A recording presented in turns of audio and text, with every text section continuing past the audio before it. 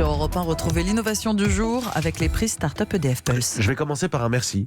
Merci Anissé, parce que vous êtes venu avec des cadeaux ce matin, je suis très touché. L'innovation du jour, c'est cette frénésie autour des écouteurs sans fil. Je sais que je vais vous le rendre à la fin de la chronique, mais pendant longtemps, il n'y avait que les AirPods d'Apple.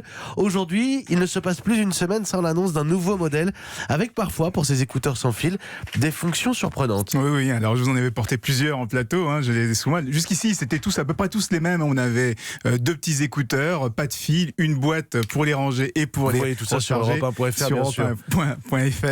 Mais désormais, il commence à y avoir des fonctions comme la réduction de bruit.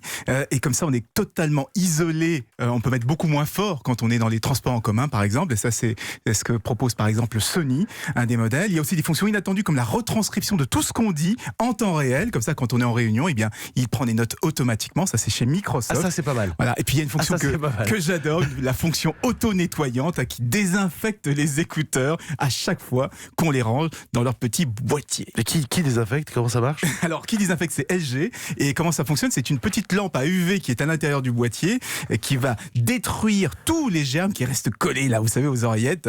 Et comme ça, on peut facilement les prêter sans avoir de problème. En fait, il y a beaucoup de nouveautés. Tout le monde essaie de se différencier des AirPods qui restent la référence aujourd'hui, mais qui sont restés quand même très, très, très basiques. Ça fait un peu peur, vos rayons laser, mais c'est pas dans l'oreille. Non, c'est c'est dans des la UV. boîte. C'est des UV. C'est des UV.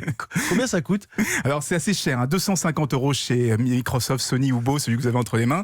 Mais il commence aussi à avoir des modèles pas trop chers comme celui d'Amazon qui est vendu 150 € avec la réduction active de bruit. Moi, ce que je regrette, c'est qu'on finit par toujours les perdre, toujours par les faire tomber.